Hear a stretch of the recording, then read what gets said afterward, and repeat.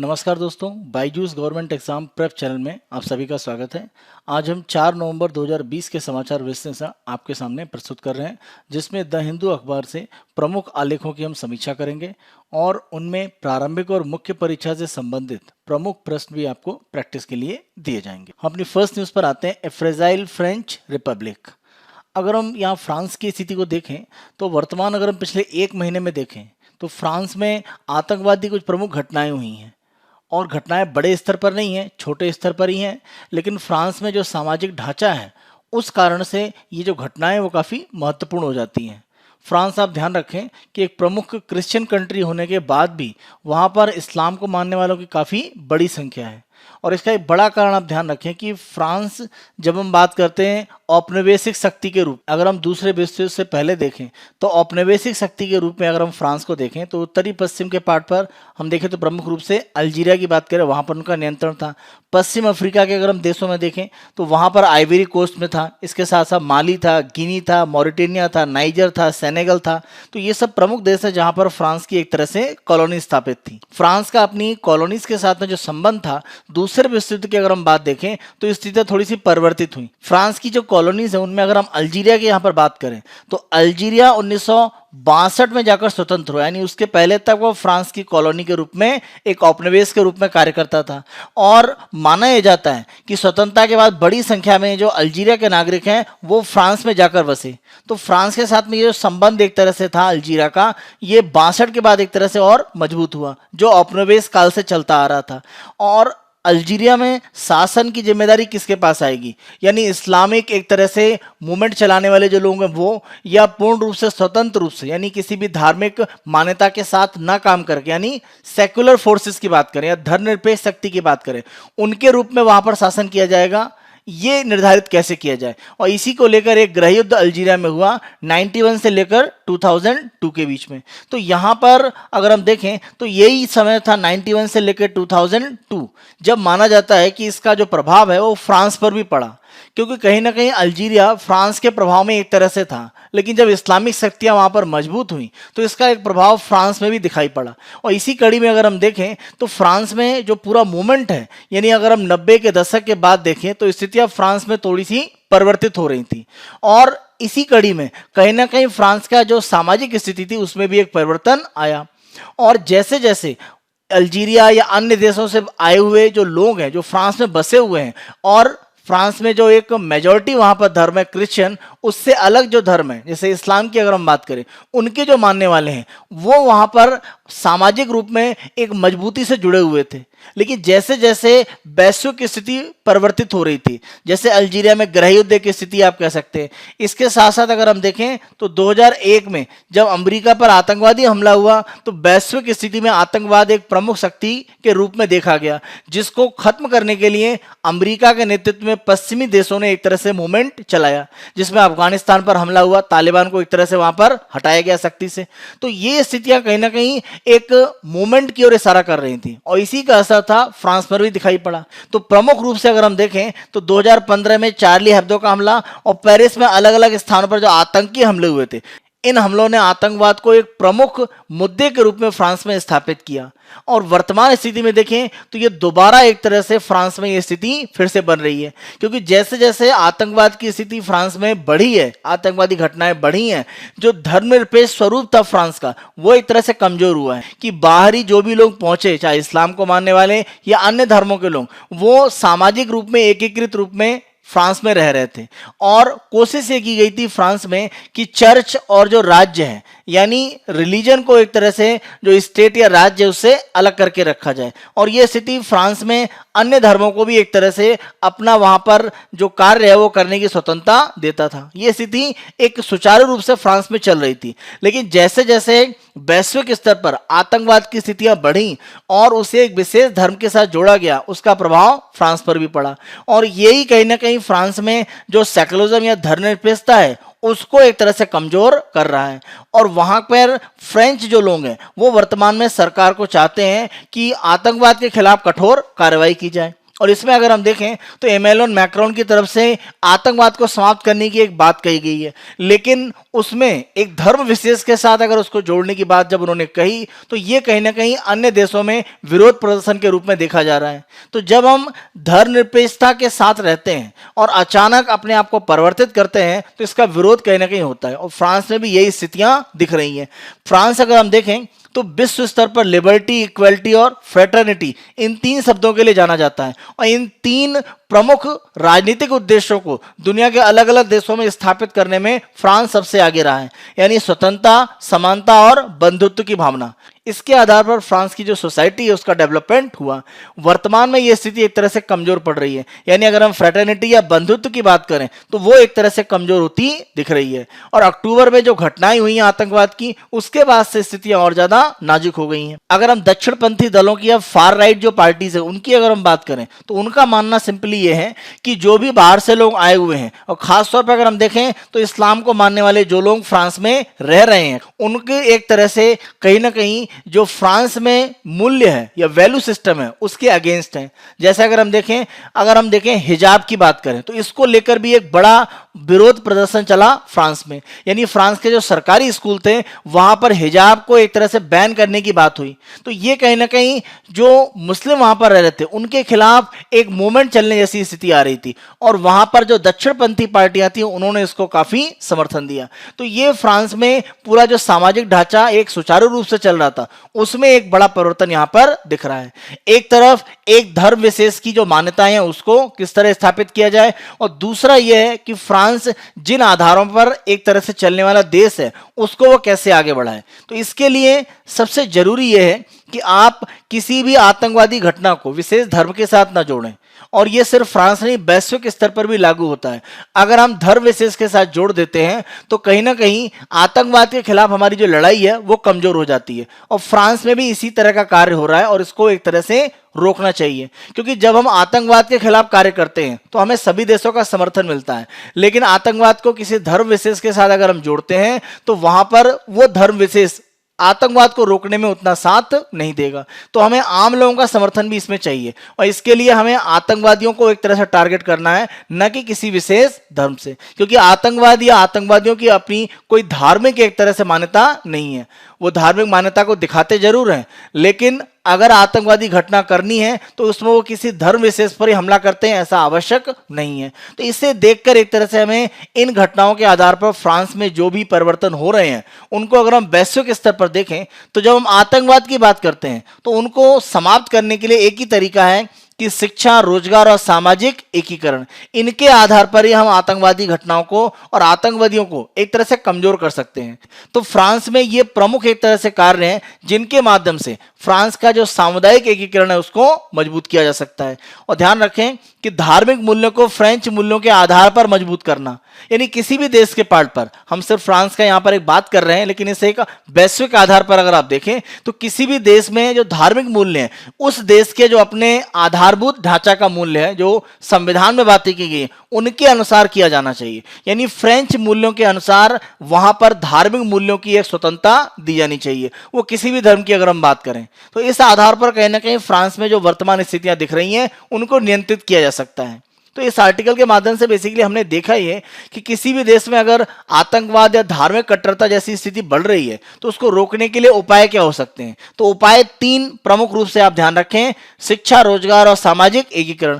और एक चौथा आप कह सकते हैं कि किसी भी देश में जो आधारभूत ढांचा है उसके अनुसार धार्मिक जो स्वतंत्रता है या धार्मिक मूल्य है किसी भी धर्म के, उनको बढ़ावा दिया जाए। तो इस आर्टिकल को हम फ्रांस के पर्सपेक्टिव में जरूर देख रहे हैं, फ्रांस के परिप्रेक्ष्य में डिस्कस कर रहे हैं, लेकिन एक बड़े रूप में आप देखें तो कहीं पर भी इस तरह के क्वेश्चन अगर आपको आते हैं आतंकवाद से संबंधित या धार्मिक कट्टरता से संबंधित, तो आप उनको आंसर देने में ये जो हमने उपाय या डिस्कस किए उनका उपयोग कर सकते हैं। नेक्स्ट न्यूज हम देखते हैं, hitting fossil fuel companies where it hurts. इस आर्टिकल के माध्यम से यह कहा गया है कि जो भी कंपनियां जीवाश्म ईंधन जैसे कोयले की बात करें, कच्चे तेल की बात करें या प्राकृतिक गैस की बात करें, इनमें जो भी व्यापार करती हैं, अगर उनके आर्थिक संसाधन, वित्तीय संसाधन रोके जाएं तो ये कहने के उनके कार्य करने की क्षमता को कमजोर करेगा, और इससे वैश्विक स्तर पर जलवायु परिवर्तन को रोकने में बड़ी मदद मिलेगी। किसी भी कंपनी में अगर आपको नियंत्रण करना है या उसके कार्य को नियंत्रित करना है तो सबसे आसान तरीका है कि उसकी वित्तीय स्थिति यानी जहां से उसे फाइनेंस मिलता है, वित्त मिलता है, उसको आप कंट्रोल करें। तो इसीलिए जीवाश्म ईंधन की जो कंपनियां हैं उनको नियंत्रित करने का एक आसान तरीका है कि उनकी वित्तीय जो स्थिति है या उनके लिए जो वित्तीय साधन उपलब्ध होते हैं जहां से, उनको एक तरह से टारगेट किया जाए।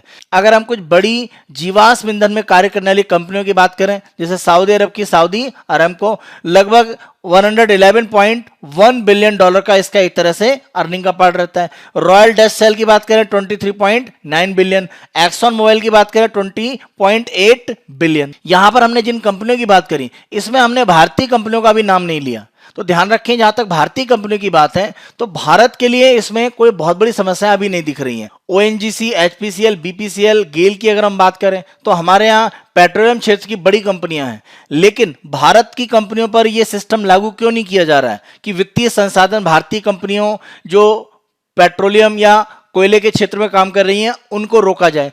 कारण यह है कि भारत में वार्षिक प्रति व्यक्ति कार्बन डाइऑक्साइड का जो उत्सर्जन है वो 2 टन से कम है, और ये एक तरह से वैश्विक स्तर पर अन्य जो देश हैं, वो चाहे पश्चिमी देशों की बात करें, अमेरिका की बात करें, या फ्रांस, जर्मनी, हम बात करें इंग्लैंड की, या हम चीन की बात करें, उनकी तुलना में काफी कम है। तो इसीलिए भारतीय कंपनियों पर अभी ये सिस्टम लागू करने की बात नहीं चल रही है।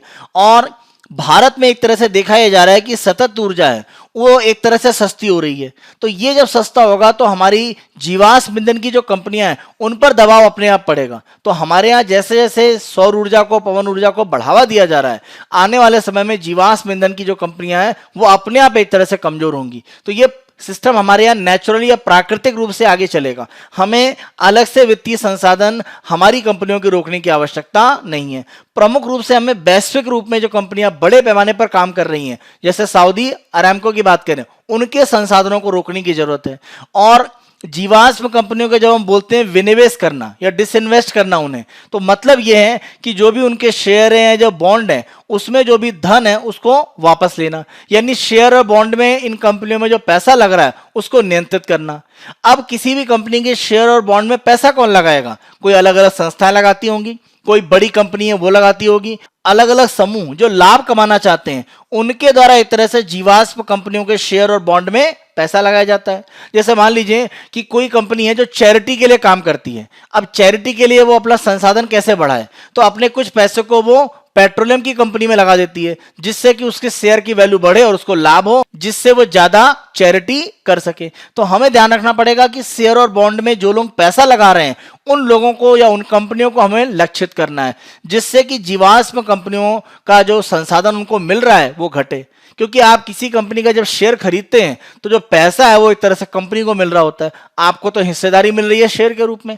तो यहां पर आप देखें कि जो भी बड़े निवेश होते हैं उन फंडों को अगर हम देखें जो जीवाश्म कंपनियों में पैसा लगाते हैं उनके शेयर और बॉन्ड में, तो शिक्षा के क्षेत्र की जो कंपनियां हैं, पेंशन की क्षेत्रीय कंपनियां हैं, अलग अलग बड़े शहरों के जो मेट्रोपॉलिटन फंड होते हैं, कोई बड़ा मान लीजिए महानगर है, मेट्रोपॉलिटन एरिया है, वहां पर प्रशासन के द्वारा आमदनी करने के लिए अपने जो फंड है उनको निवेश किया जाता है। तो ये मेट्रोपॉलिटन फंड, इसे हम मेट्रोपॉलिटन फंड कह सकते हैं। जैसे न्यूयॉर्क की अगर हम बात करें, इसी के साथ साथ जो धार्मिक चैरिटी संस्थाएं हैं उनके द्वारा भी अपने पैसे को निवेश किया जाता है, जिससे उनकी आमदनी बढ़े और वो ज्यादा चैरिटी कर सके। या हम बात करें लोकोपकार यानी फिलेंथ्रोपी, तो बहुत सारे ऐसे भी लोग हैं जिनके द्वारा बड़ी कंपनियों में पैसा लगाया जाता है और जो उनको कंपनी से लाभ होता है उसको एक तरह से वो परोपकार में यूज करते हैं। तो ये जो फिलेंथ्रोपी की जाती है ये भी एक तरह से बड़ा निवेश जाता है जीवाश्म कंपनियों में। तो इनको हमें एक तरह से लक्षित करने की जरूरत है।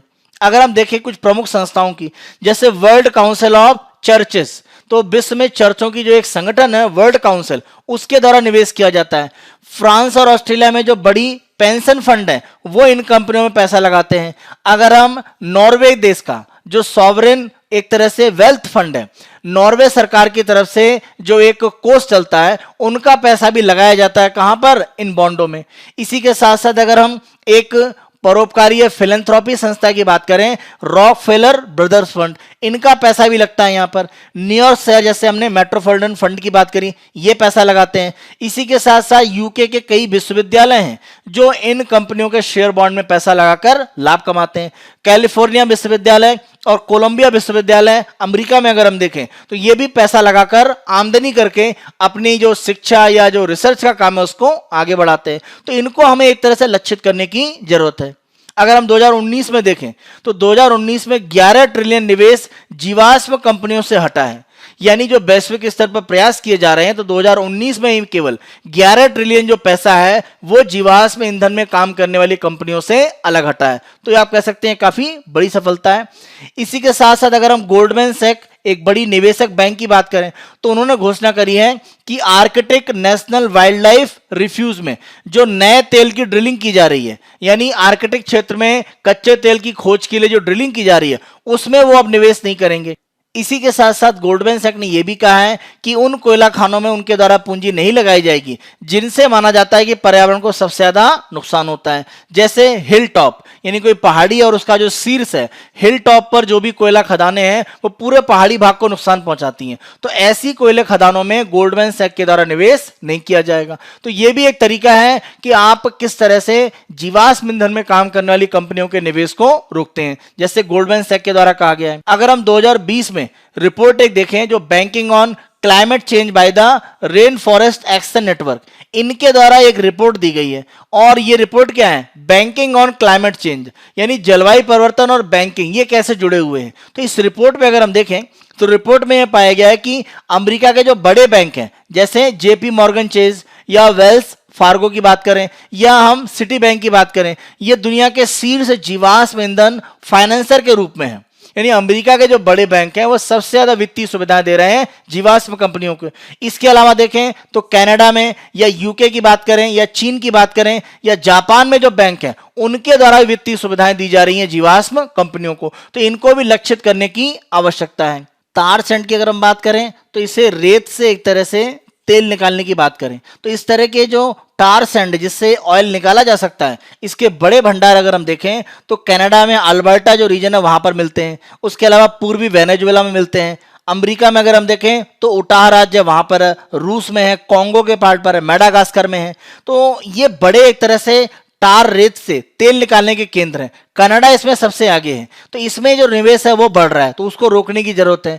इसके अलावा जैसे आर्कटिक है, इसे पर्यावरण के लिए काफी माना जाता है कि सेंसिटिव, बहुत ही संवेदनशील इलाका है, क्योंकि अगर आर्कटिक क्षेत्र में किसी भी तरह की तेल की ड्रिलिंग की जाती है तो वहां पर एक तरह से पर्यावरण को ज्यादा नुकसान हो सकता है। तो इसीलिए आर्कटिक में जो तेल और गैस की खोज हो रही है उसको एक तरह से जो वित्त पोषण मिल रहा है उसको सबसे ज्यादा रोकने की आवश्यकता है। जहां तक हम बात करें एलपीजी यानी द्रवीकृत प्राकृतिक गैस, तो एलपीजी की बात करें, कोयला का खनन की बात करें या कोयले से जो बिजली की बात करें, तो इसमें जो पैसा लग रहा है इसमें चीन की बैंक सबसे ज्यादा आगे हैं। यानी चीन की बैंकों के द्वारा सबसे ज्यादा एलपीजी, कोयला खनन और कोयले से बिजली उत्पादन का जो क्षेत्र है उसमें पैसा लगाया जा रहा है। तो इन क्षेत्रों में हमें एक तरह से जो निवेश आ रहा है उसको रोकने की आवश्यकता है। प्रमुख बैंकों के द्वारा कोशिश ये की जाती है कि उन कंपनियों को एक तरह से वित्तीय सुविधाएं दी जाएं जो जीवाश्म ईंधन का विस्तार कर रहे हैं और खास तौर पे नए प्रकार के ईंधन, जैसे हमने तार रेत से बात करी तेल निकालने की, वो या नए स्थानों पर जो नए एक तरह से कोयला खनन के लिए या मान लीजिए तेल के लिए नया कोई मान लीजिए आपका तेल का कुआं खोजा जाता है, तो ऐसा जो निवेश होता है उसमें बैंक ज्यादा पैसा लगाते हैं। तो नए जो संसाधन विकसित हो रहे हैं उनमें पैसा बैंक ज्यादा लगा रहे हैं, उनको एक तरह से रोकने की जरूरत है। अगर हम 2016 से 19 के बीच में देखें, मात्र 3 साल में 975 अरब डॉलर का निवेश हुआ है और इसमें 100 प्रमुख तेल, गैस और कोयला कंपनियों का एक तरह से जो वित्त पोषण शामिल है। तो आप अंदाजा लगा सकते हैं कि अगर इस संसाधन को रोका जाए तो कहीं ना कहीं पर्यावरण का जो नुकसान है उसको न्यूनतम किया जा सकता है। अमेरिका की अगर हम बात करें तो 2016 में डोनाल्ड ट्रंप ने राष्ट्रपति बनते ही जो पेरिस समझौता था उससे अमेरिका को अलग कर दिया। लेकिन अगर हम देखें तो जलवायु परिवर्तन को नियंत्रित करने के लिए अमेरिका के द्वारा प्रयास करने भी काफी आवश्यक है, क्योंकि अमेरिका में ही एक तरह से बाजार जोखिम की एक उप समिति है, कमोडिटी फ्यूचर्स ट्रेडिंग कमीशन, और यह अमेरिका सरकार की एक स्वतंत्र एजेंसी है। उनके द्वारा एक रिपोर्ट अभी दी गई है और रिपोर्ट में यह कहा गया है कि जलवायु परिवर्तन अमेरिकी वित्तीय प्रणाली की स्थिरता के लिए बड़ा जोखिम है। इसका बड़ा कारण क्या है कि अमेरिका के जो बड़े बैंक हैं वो जीवाश्म ईंधन की कंपनियों में पैसा लगा रहे हैं, वो जेपी मॉर्गन चेज हो, वेल्स फार्गो हो या सिटी बैंक की बात करें। इसीलिए इस रिपोर्ट में कहा गया है कि वित्तीय स्थिरता जो अमेरिकी कंपनियां हैं उनके लिए काफी खतरनाक स्थिति में हो सकती है। तो आप ध्यान रखें कि अमेरिका जैसी जो बड़ी अर्थव्यवस्था है, अगर उसकी तरफ से प्रयास नहीं होंगे या वहां पर प्रयास नहीं किए जाएंगे तो यह पूर्ण रूप से सफल नहीं हो सकता है। लेकिन अगर इसे किया जाए तो वैश्विक स्तर पर जलवायु परिवर्तन की जो प्रक्रिया है उसको रोकने में काफी मदद मिल सकती है।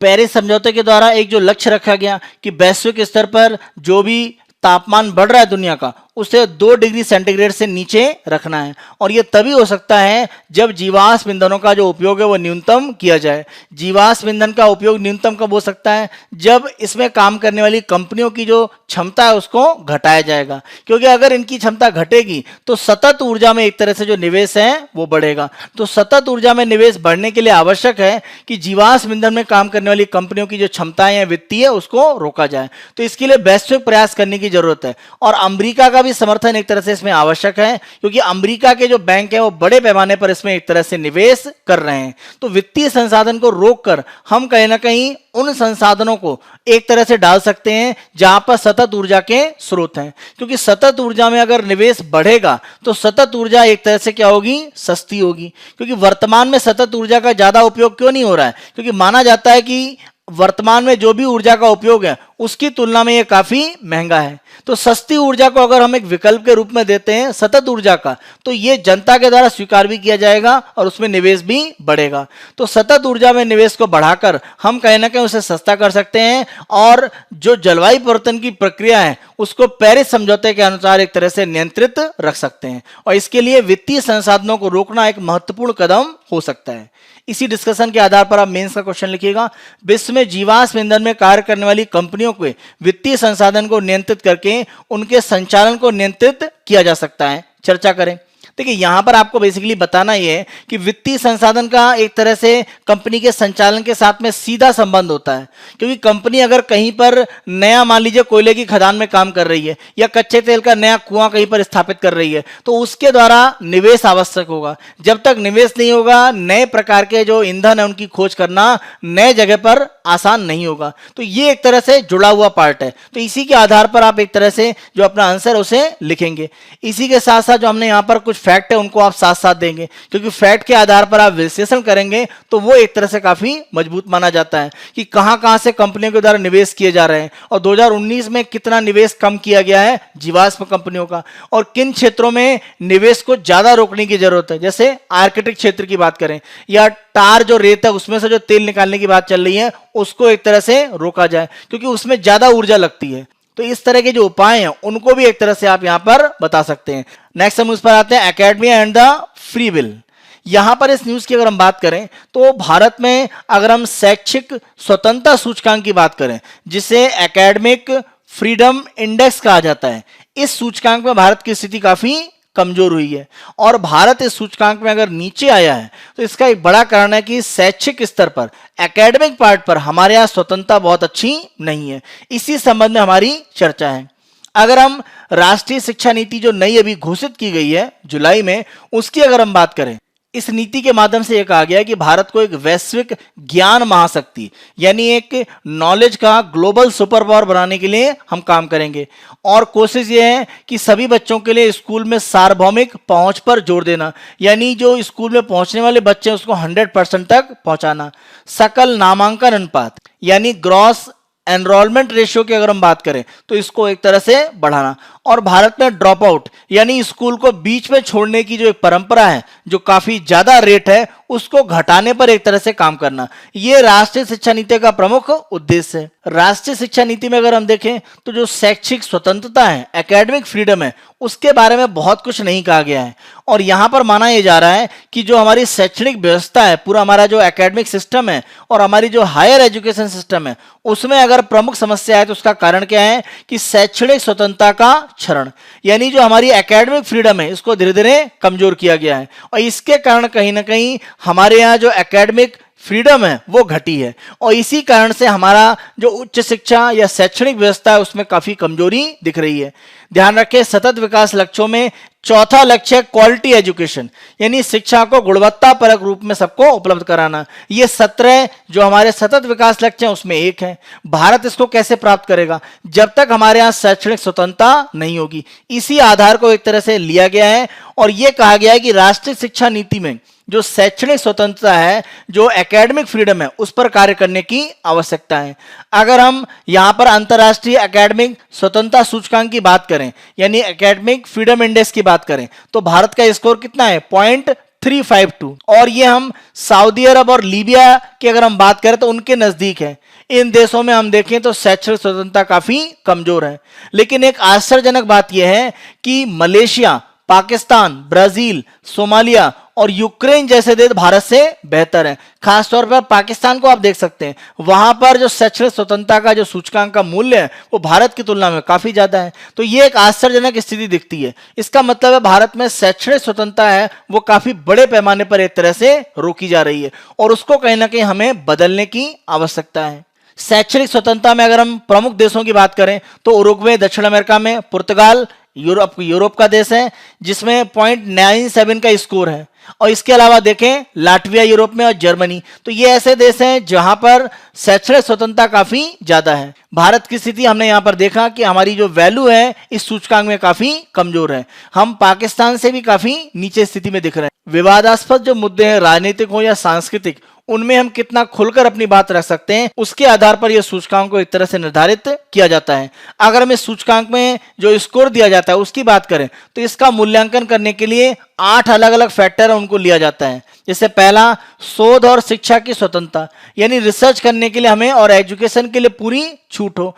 एकेडमिक आदान प्रदान और प्रसार की स्वतंत्रता, यानी शैक्षणिक काम को हम अलग अलग संगठनों, अलग अलग जो शिक्षण संस्थान उनके साथ में लेन देन कर रहे हैं उनको दे सकते हैं, उनसे ले सकते हैं और अपने शैक्षणिक जो कार्य है उसको अगर हम विस्तार करना चाहें तो उसके लिए हमको स्वतंत्रता मिलती है। संस्थागत स्वायत्तता, यानी संस्था के रूप में हम अपने निर्णय स्वयं ले पाएं, केंद्र सरकार या राज्य सरकार या अन्य कोई संगठन हमारे ऊपर अनुचित दबाव ना बनाए। अगर ऐसा है तो हमारा सूचकांक अच्छा रैंक दिखाएगा।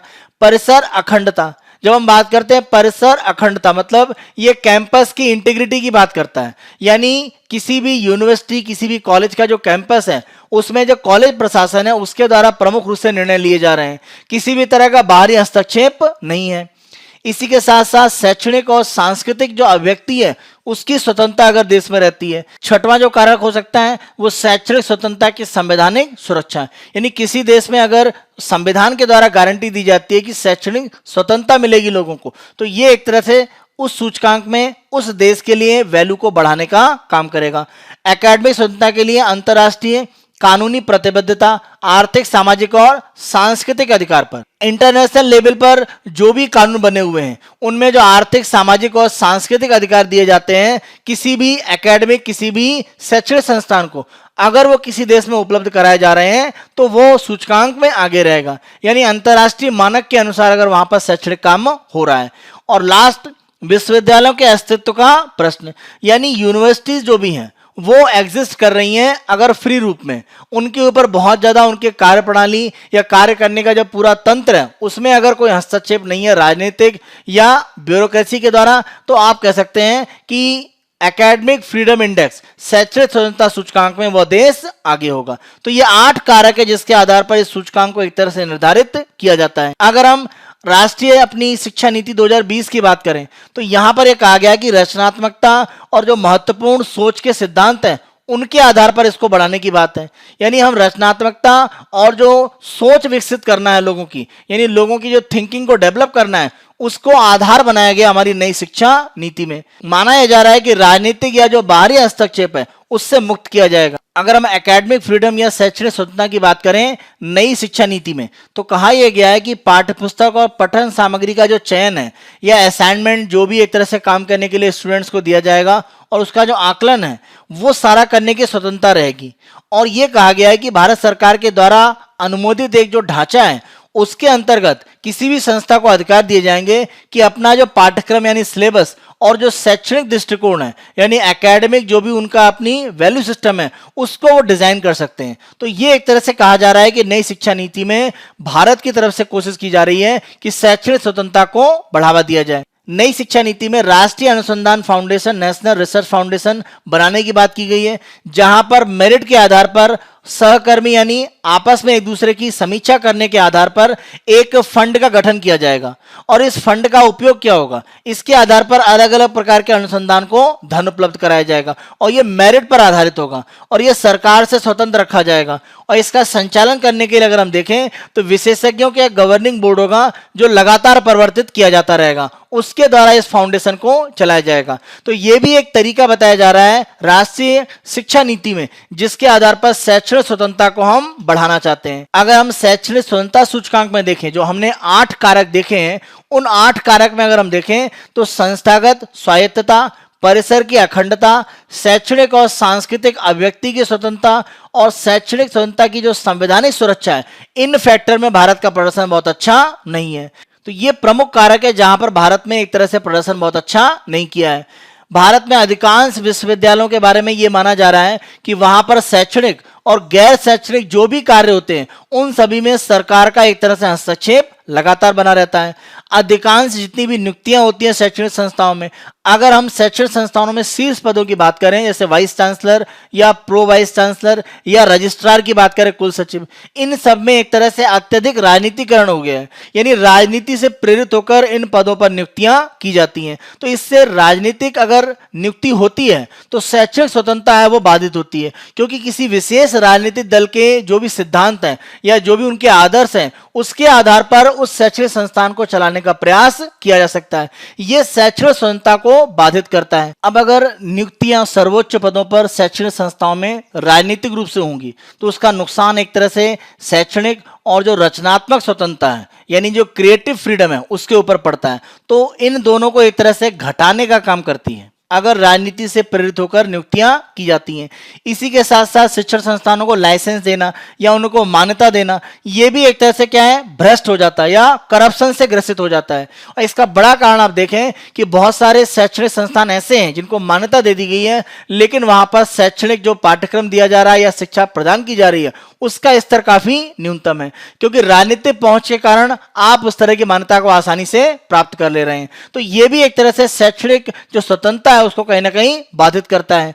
इसी प्रकार जो कर्मचारी नियुक्त किए जाते हैं और छात्रों को प्रवेश जो दिया जाता है वो भी एक तरह से पक्षपात और भाई भतीजावाद से ग्रसित है, क्योंकि आप जब राजनीति से प्रेरित होकर किसी भी तरह का अपॉइंटमेंट करते हैं तो वो सटीक रूप में काम नहीं कर सकता है शैक्षणिक संस्थान को बढ़ाने में, वो राजनीतिक उद्देश्यों को आगे बढ़ाने में एक तरह से कार्य कर सकता है। तो ये स्थिति भारत में शैक्षणिक संस्थानों की जो स्वतंत्रता है उसको प्रमुख रूप से बाधित कर रही है। आवश्यकता हमें यह है कि शैक्षणिक जो हमारे संस्थान हैं उनको पूर्ण रूप से छूट दी जाए, उनका संचालन राजनीतिक रूप से नियुक्त न किया जाए बल्कि ऐसे व्यक्तियों के द्वारा किया जाए जो शैक्षणिक संस्थानों से संबंधित हैं, विषय के विशेषज्ञ हैं और किसी भी राजनीतिक दल से उनका कोई संबंध न हो। ऐसी नियुक्तियां शैक्षणिक संस्थानों को आगे बढ़ाएंगी। इससे किसी भी तरह की जो अन्य नियुक्तियां होती हैं निचले स्तर पर या जो विद्यार्थियों का प्रवेश होता है उसमें किसी भी तरह का पक्षपात नहीं होगा। ये शैक्षणिक स्वतंत्रता सूचकांक को तो बढ़ाएगा ही, भारत में शैक्षणिक स्तर पर जो भी भ्रष्टाचार है उसको भी न्यूनतम स्तर पर लाएगा। ये सब जो प्रयास है उन्हें करने के लिए नई शिक्षा नीति में भी कुछ प्रावधान और किए जाने चाहिए। जो प्रावधान किए गए हैं वो तो आवश्यक है ही, इसके अलावा अन्य प्रावधान भी किए जाएं जिससे कि हमारा जो पूरा शैक्षणिक तंत्र है उसमें किसी भी तरह का राजनीतिक या बाहरी हस्तक्षेप है उसको न्यूनतम किया जा सके। जब तक राष्ट्रीय शिक्षा नीति में इस तरह के प्रावधान नहीं होंगे भारत में शिक्षा का जो स्तर है उसको हम उच्चतम नहीं ले जा सकते, क्योंकि अगर शिक्षा में किसी भी तरह की बाधा बाहर से पड़ती है और वो शिक्षा के तंत्र को किसी भी तरह से प्रभावित करती है तो ये पूरे शैक्षणिक स्तर को एक तरह से नीचे गिराता है। तो शैक्षणिक स्वतंत्रता शैक्षणिक स्तर की जो मजबूती है उसको एक तरह से दर्शाती है और भारत के जो विश्वविद्यालय हैं या इंजीनियरिंग संस्थान हैं या जितने भी हम शैक्षणिक संस्थानों की बात करें वैश्विक रैंकिंग में वो टॉप पर नहीं आ पाते। इसका बड़ा कारण कहीं ना कहीं इन्हीं स्थितियों को आप मान सकते हैं। तो अगर शैक्षणिक स्वतंत्रता को नई शिक्षा नीति में ध्यान दिया जाएगा तो हम शैक्षणिक स्तर पर अपने आप को मजबूत करेंगे और विश्व स्तर के संस्थान शिक्षा के अपने यहां बना सकते हैं। जैसा कि नई शिक्षा नीति में लक्ष्य रखा गया है कि भारत को एक वैश्विक नॉलेज की सुपर पावर बनाने के लिए हमने टारगेट किया है, उसे प्राप्त करने में शैक्षणिक स्वतंत्रता एक प्रमुख आधार के रूप में कार्य करेगी। इसी चर्चा के आधार पर आप मेंस का क्वेश्चन लिखिएगा। भारत के शैक्षिक स्वतंत्रता सूचकांक में कमजोर प्रदर्शन के कारणों को गिनाते हुए इसे दूर करने के उपाय भी सुझाएं। हमने जो कारण डिस्कस किए उनको आप बता दें, और जहां तक दूर करने के उपाय हैं तो राजनीतिक हस्तक्षेप बंद होना चाहिए, स्वतंत्रता मिलनी चाहिए, जो नियुक्तियां की जा रही हैं वो किसी भी तरह से राजनीति से प्रेरित ना हो, और जो शिक्षा का सिस्टम है या जो पाठ्यक्रम है या जो भी एक तरह से पुस्तकें शिक्षण तंत्र में लगेंगी उनके बारे में जो निर्णय है वो शैक्षणिक जो हमारा तंत्र है उनके द्वारा ही किया जाए, न कि राजनीतिक या हमारी जो ब्यूरोक्रेटिक सिस्टम है उसके द्वारा किया जाए। तो ये सब कुछ सुझाव आप दे सकते हैं जिसके आधार पर हम शैक्षिक स्वतंत्रता सूचकांक में अपने प्रदर्शन कमजोर जो हो रहा है उसको बढ़ा सकते हैं। नेक्स्ट न्यूज पर आते हैं। Indian Navy matches skills with 3 foreign fleets off वाइजर। आप ध्यान रखें, मालाबार 2020 एक्सरसाइज है वो एक तरह से बंगाल की खाड़ी में प्रारंभ हो रही है। इस न्यूज को हम कई बार डिस्कस भी कर चुके हैं पहले भी कि मालाबार एक्सरसाइज के पार्ट पर जापान, उसके अलावा यूएसए और भारत एक तरह से 3 देश भाग लेते हैं। अब इसमें ऑस्ट्रेलिया को भी एक तरह से शामिल कर दिया गया है, तो ऑस्ट्रेलिया के साथ में 4 देशों की ये एक्सरसाइज है, ये एक तरह से कंडक्ट की जाएगी। और ध्यान रखें 2020 में ये 24वीं एक्सरसाइज है। इसे 1992 में 1992 में एक तरह से प्रारंभ किया गया था। उद्देश्य इंडो पैसिफिक के पार्ट पर भारत, ऑस्ट्रेलिया, जापान और अमेरिका उनके द्वारा चीन का एक तरह से जो प्रभाव है उसको न्यूनतम करना एक तरह से उद्देश्य है। और जब भी मालाबार एक्सरसाइज की ये एक प्रक्रिया होती है, इस बार बंगाल की खाड़ी के साथ साथ इसे अरब सागर के पार्ट पर भी कंडक्ट किया जाएगा। ध्यान रखें कि नवंबर 17 से 20 के बीच में इस एक्सरसाइज को अरब सागर में भी कंडक्ट किया जाएगा। तो दोनों बंगाल की खाड़ी और अरब सागर में इस एक्सरसाइज को करके कहीं ना कहीं चीन को संदेश दिया जा रहा है कि हिंद महासागर के क्षेत्र में ये जो क्वेड के 4 देश हैं वो एक दूसरे के साथ में जुड़े हुए हैं। तो नौसैनिक रूप में इन 4 देशों का साथ आना कहीं ना कहीं इंडो पैसिफिक में चीन को कमजोर करने और चीन का जो बढ़ता हुआ एग्रेशन है उसको रोकने के लिए एक प्रमुख कारक बन सकता है। तो इस कड़ी में यह अभ्यास काफी महत्वपूर्ण है। इसी न्यूज का एक दूसरा हिस्सा अगर हम देखें तो मिशन सागर 2। अगर हम मिशन सागर की बात करें तो इसे भारतीय नौसेना के द्वारा मई-जून 2020 में संचालित किया गया, और इसके माध्यम से कोविड-19 का जो प्रभाव है उसके कारण से जो प्रमुख द्वीपीय देश है हिंद महासागर में, अगर हम बात करें पश्चिमी हिंद महासागर का इलाका, तो वहां पर जो प्रमुख द्वीपीय देश हैं उनको खाद्य और चिकित्सा मदद देने के लिए इस मिशन को संचालित किया गया था। इसमें हमारे पड़ोसी मालदीव, इसके अलावा सेशेल्स, कोमोरोस, मेडागास्कर और मॉरिशस को मदद दी गई थी। तो ये पहला एक तरह से हिस्सा मिशन सागर हो चुका था मई जून के पार्ट पर। अब दूसरा संचालित किया जा रहा है जिसको नाम दिया गया मिशन सागर 2। मिशन सागर 2 की अगर हम बात करें तो इसके माध्यम से सूडान, दक्षिण सूडान, इरिट्रिया और जिबूती, इन देशों को एक तरह से मदद दी जाएगी, खाद्य, चिकित्सा या अन्य प्रकार की मदद जो कोविड-19 के कारण वहां पर आवश्यक है। तो ये दो जो मिशन सागर फर्स्ट और सेकंड चलाए गए, इसका उद्देश्य भी एक तरह से हिंद महासागर के क्षेत्र में भारतीय नौसेना का जो प्रभाव है उसको एक तरह से बढ़ाना, क्योंकि ये ऐसा क्षेत्र है जहां पर भारत के द्वारा किसी भी तरह की आर्थिक अगर मदद दी जाती है, वो खाद्य रूप में हो या चिकित्सा उपकरणों या चिकित्सा की जो दवाएं हैं उनके संबंध में हो, तो ये एक तरह से इस क्षेत्र में भारत की जो गुडविल है उसको बढ़ाती है। और ये कहीं ना कहीं आने वाले समय में हिंद महासागर में भारत के प्रयास जो चीन को कमजोर करने के हैं उनकी प्रक्रिया में एक तरह से मजबूती हमें प्रदान करेंगे, क्योंकि चीन के द्वारा भी आप देखें हिंद महासागर में अपना प्रभाव बढ़ाने के लिए हमेशा प्रयास किया जाता रहा है। वो श्रीलंका, म्यांमार, पाकिस्तान के माध्यम से हो या कभी मालदीव के माध्यम से भी कोशिश की गई थी, तो उसको न्यूट्रलाइज करने के लिए हमें कहीं ना कहीं ये जो देश है उनके साथों में अपने संबंध मजबूत करने होंगे। मिशन सागर फर्स्ट अगर हम देखें तो हिंद महासागर का जो पश्चिमी भाग था वहां पर प्रमुख द्वीपीय देशों को मदद दी गई, और मिशन सागर 2 के द्वारा हम देखें तो जो मदद दी जा रही है इन देशों को, इसका उद्देश्य ये है कि अफ्रीका में भारत का जो पुराना एक तरह से निवेश रहा या पुराने हमारे जो संबंध रहे हैं उनको मजबूती प्रदान करना, क्योंकि चीन के द्वारा अफ्रीका के देशों के साथ बेल्ट एंड रोड इनिशिएटिव जो उन्होंने शुरू किया है उसमें बड़े पैमाने पर निवेश किया गया है। तो भारत का प्रभाव अफ्रीकी देशों में बना रहे और आने वाले समय में चाहे निवेश की बात करें या अफ्रीकी देशों का समर्थन वैश्विक मंच पर वो हमें मिलता रहा। इसके लिए अफ्रीका के हमारे मित्र राष्ट्रों को इस तरह की आर्थिक मदद एक तरह से देकर हम आने वाले समय में कहीं ना कहीं अफ्रीका में जो समर्थन उसको मजबूत करेंगे। जिबूती की अगर हम बात करें तो यहां पर काफी महत्वपूर्ण हो जाता है, क्योंकि चीन का यहां पर एक तरह से नौसैनिक अड्डा बनाने का एक प्रयास है। अगर ऐसी स्थिति आती कि चीन यहां पर नौसैनिक अड्डा बना लेता है तो लाल सागर में प्रवेश करने के लिए कहीं ना कहीं चीन के द्वारा इस पूरे भाग पर नियंत्रण किया जा सकता है। और ध्यान रखें कि भारत को बड़े पैमाने पर हमारा जो आयात निर्यात का हिस्सा है वो लाल सागर के पार्ट से भी एक तरह से आता है। तो लाल सागर के जिबूती के पार्ट पर अगर चीन इस तरह से अपनी स्थिति को मजबूत करता है तो आने वाले समय में कहीं ना कहीं लाल सागर में प्रवेश करने की हमारी जो स्थितियां उसमें कमजोरी आ सकती है। ध्यान रखें कि जब हम मलक्का जल संधि की बात करते हैं, जो हिंद महासागर से प्रशांत महासागर के जाने के लिए सकरा मार्ग है, वहां पर भारत काफी मजबूत है। तो यहां पर जिबूती में चीन के द्वारा प्रवेश करके इस स्थान पर अपनी मजबूती बनाई जा रही है, जिससे कि मलक्का जल संधि का एक काउंटर तैयार किया जा सके। तो भारत के द्वारा ये जो आर्थिक मदद दी जा रही है, चाहे चिकित्सीय उपकरण या खास सामग्री के रूप में है, वो जिबूती, इरिट्रिया और सूडान को दी जा रही है। तो ये तीनों एक तरह से लाल सागर के प्रमुख देश हैं। तो लाल सागर पर जो स्थित देश हैं सूडान, इरिट्रिया और जिबूती, इनको एक तरह से मदद देकर हम कहीं ना कहीं इस क्षेत्र में अपने प्रभाव को मजबूत कर रहे हैं। तो यहां पर भी चीन को एक तरह से काउंटर करने की जो प्रक्रिया है उसको आप अपरोक्ष रूप में देख सकते हैं।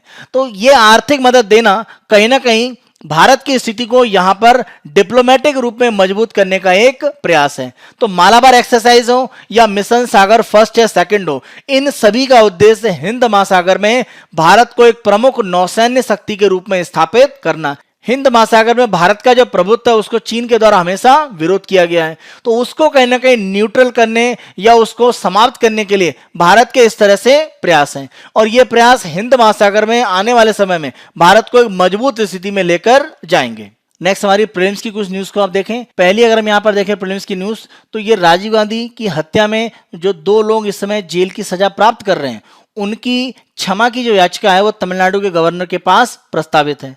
और इसको विचार करने के लिए तमिलनाडु के गवर्नर एक तरह से उस पर कार्य कर रहे हैं। इसी के विरोध में सुप्रीम कोर्ट में एक केस दिया गया।